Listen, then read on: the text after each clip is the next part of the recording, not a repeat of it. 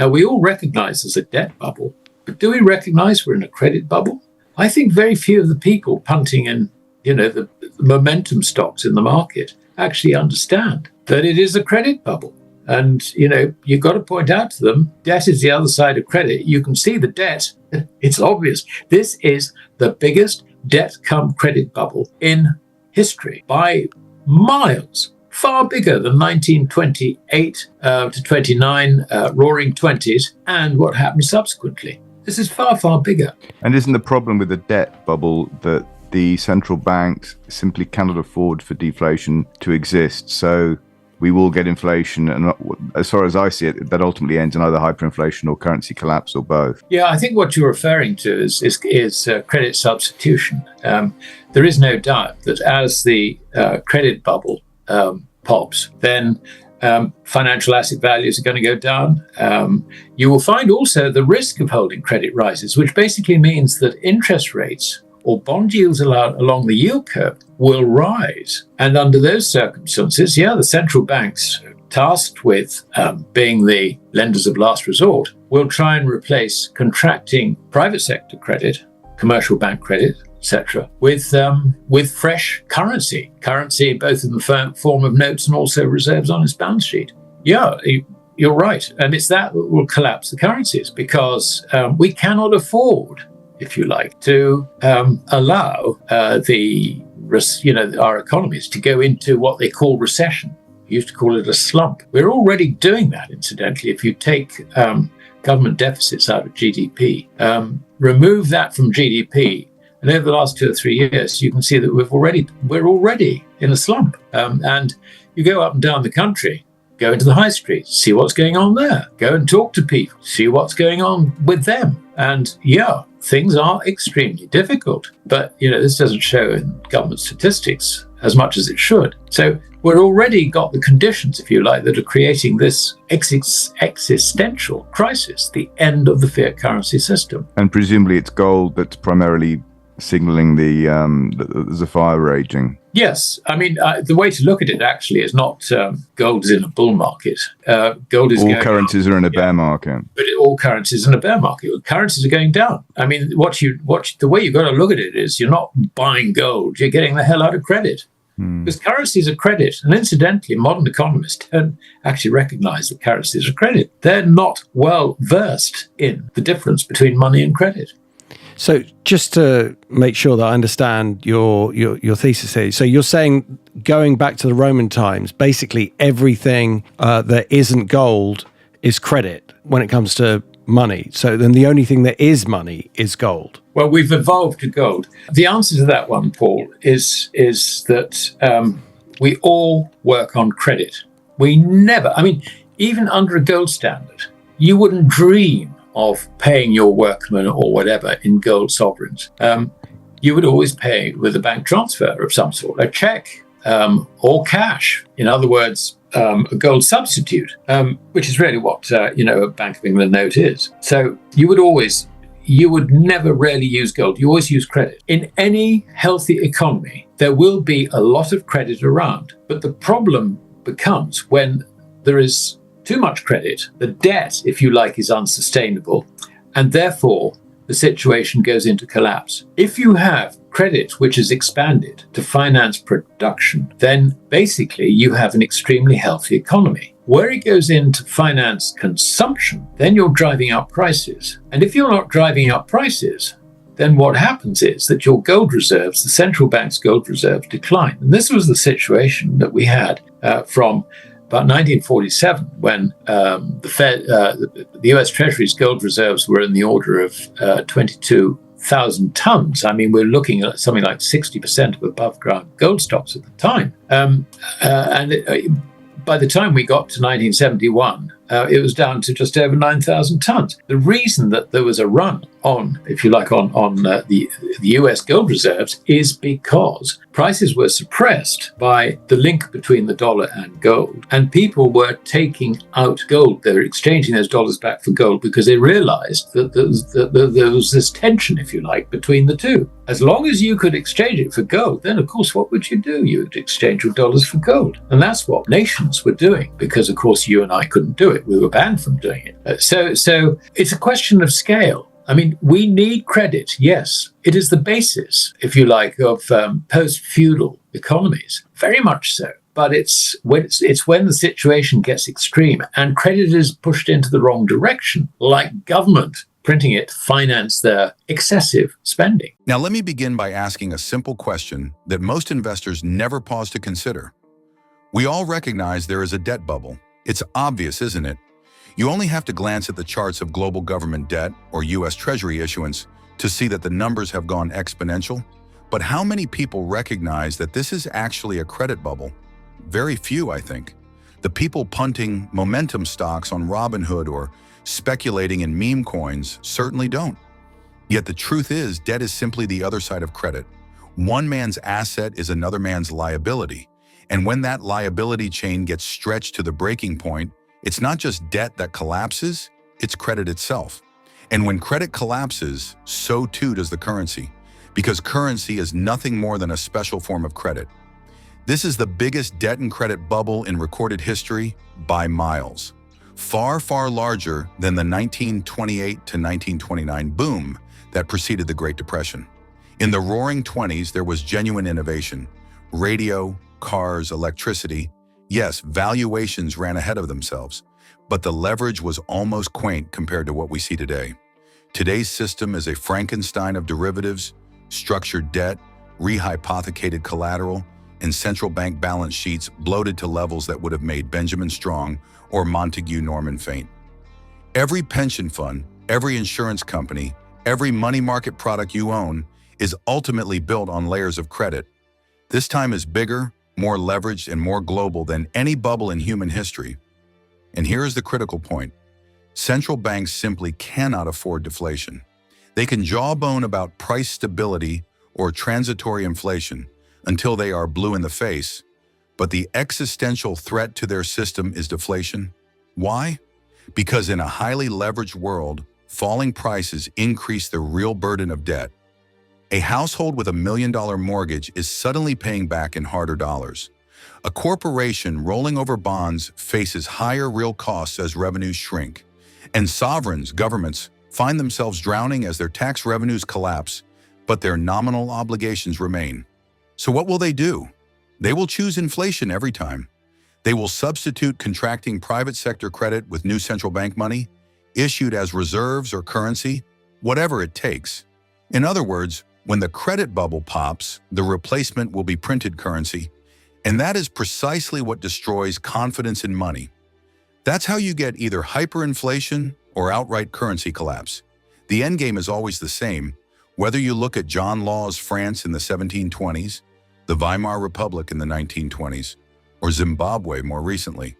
Once a credit bubble is allowed to metastasize, the authorities dare not let it deflate.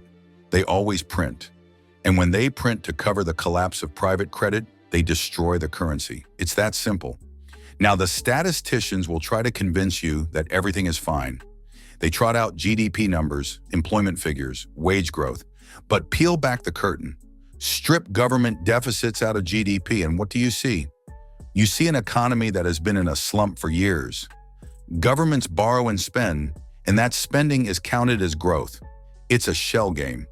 If you go to the high street, talk to shopkeepers, talk to households, you'll find the reality is already recessionary, even depressionary. People are struggling with energy costs, food bills, and mortgages. That's the reality. But the official data is massaged to keep the public calm and the bond market just tranquil enough to keep funding government deficits. This is the existential crisis of our time, the end of the fiat currency system. And gold, as always, is the signal. When you see gold trading relentlessly higher, don't make the mistake of thinking gold is in a bull market. No, it's not that gold is going up. It's that currencies are going down. All of them. Gold doesn't change. It sits there, inert, unyielding, eternal. What changes is the value of the credit instruments we call pounds, dollars, yen, euros. That's the way to understand it. You're not buying gold, you're getting out of credit. Modern economists don't even teach this distinction anymore. They've grown up in a world where money is assumed to be fiat, where credit and money are blurred. They don't understand that a dollar, a pound, or a euro is merely an IOU, a promise, a liability on someone's balance sheet. Gold is not. Gold is the settlement asset of last resort. That's why central banks still hoard it quietly, even while telling you it's a barbarous relic. If it were truly irrelevant, they wouldn't keep 35,000 tons of it locked away. As Keynes once quipped, "When the facts change, I change my mind." Well, the facts about gold haven't changed for 5,000 years. When a currency goes down, it goes down against another currency. And I know you can look at gold as a currency, but which currencies...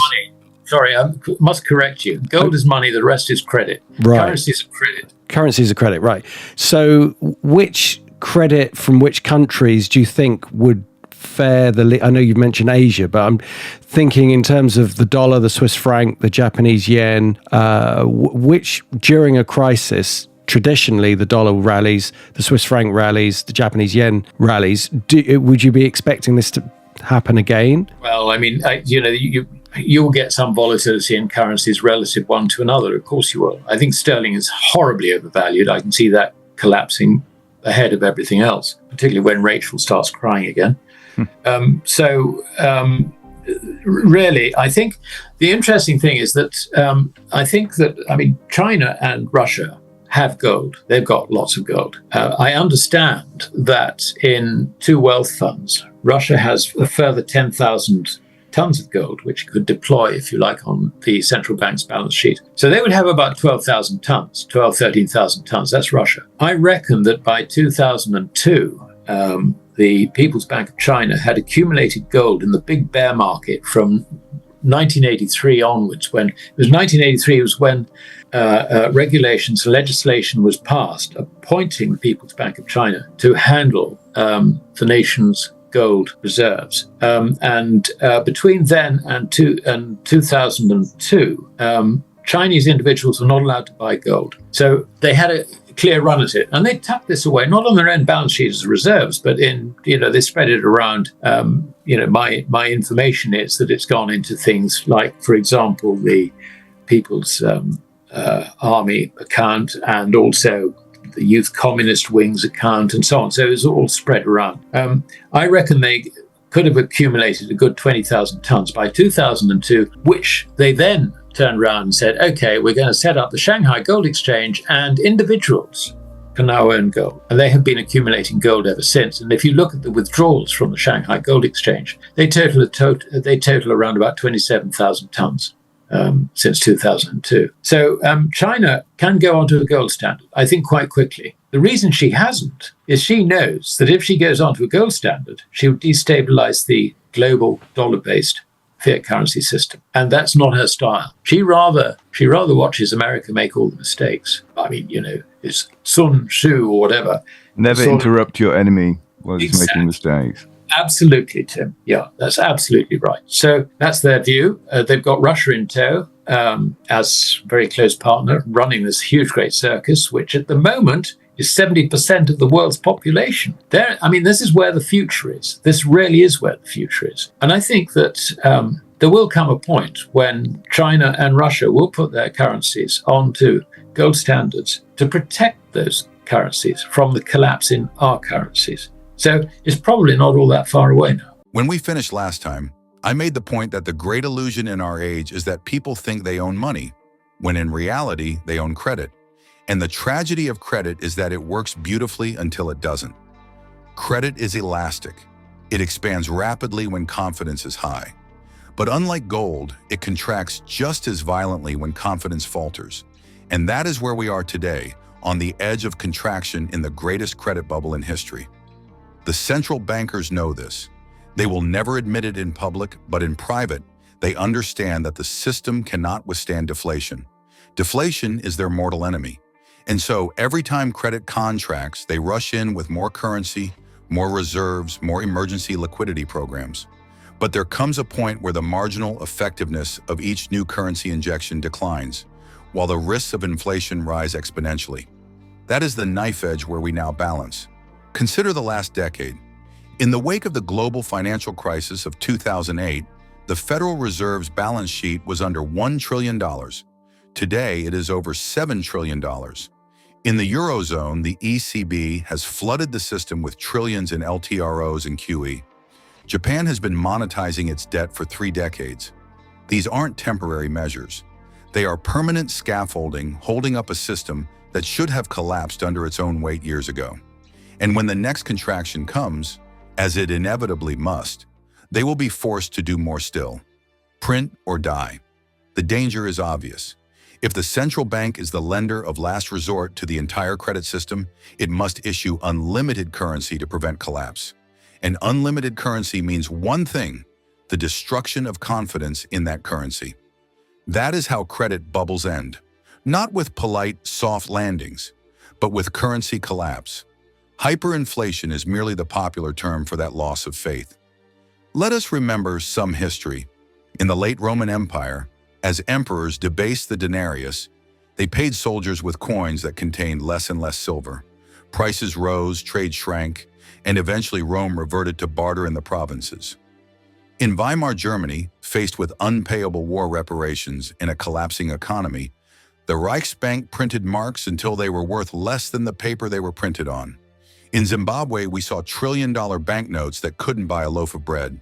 In every case, the pattern was the same: a credit system that could not be sustained, an official policy of printing to prevent collapse, and the eventual implosion of the currency itself. Now some will say, but that was then. This is different, really. Is it different because we have computers? Because our central bankers wear better suits and speak in acronyms? The math is the same. A liability is a liability, and when it cannot be repaid, it either defaults or is inflated away. There is no third option. Already we can see the outlines. Bond yields are rising along the curve, not because growth is booming, but because the risk of holding credit is rising. Investors demand higher compensation to hold government IOUs. That is the market beginning to price the unsustainability of the bubble. In past eras, central banks could raise rates to defend their currencies. Today, with debt to GDP ratios in the triple digits, they cannot. Higher rates collapse government finances instantly. So they jawbone, they manipulate, they use every trick in the book: yield curve control, forward guidance, moral suasion. But eventually, the market calls their bluff. And what is the escape valve? Gold. Always gold. Not because gold goes up, but because gold is the one monetary asset without counterparty risk. It has no liability attached to it. When you buy gold, you are not depending on a government's promise. You are opting out of the credit system. That is why, over the last 5 years, central banks, particularly in emerging markets, have been accumulating gold at record pace. China, Turkey, India, Poland, Kazakhstan, all have been diversifying reserves into bullion. Do you think they are doing this because it's a barbarous relic? Or are they quietly preparing for the day when the dollar, the euro, the yen are no longer trusted as settlement media? Actions speak louder than words. And note the irony. Western economists and financial journalists dismiss gold as irrelevant, yet their own central banks hoard it. The US claims to hold over 8,000 tons, Germany over 3,000, the IMF over 2,000. If it truly had no monetary role, why not sell it all and earn interest? The answer, of course, is that in the deep recesses of policy circles, they know it remains the only asset without credit risk. Some viewers might ask, but what about Bitcoin? What about digital currencies? And my answer is yes, Bitcoin is interesting. It is, like gold, a protest vote against fiat credit. But Bitcoin is only 15 years old. Gold is 5,000 years old. Gold is universally recognized by every central bank, every sovereign wealth fund, every merchant on earth. Bitcoin is recognized by El Salvador and a few ETFs. It may grow, it may not. But gold already occupies the throne. In fact, I sometimes say Bitcoin is like a new prince making a name for himself, while gold is the old king who never died. Both have their place, but only one is universally sovereign. Now let me lighten the mood for a moment because these themes can sound apocalyptic. I saw a tweet that made me smile. Economists assure us we can print wealth. By that logic, why not print happiness too? Quite right. If printing wealth worked, Zimbabwe would be the richest country on earth. But it didn't, and it never will. What does this mean for you, the viewer? It means recognizing that holding cash balances is holding credit.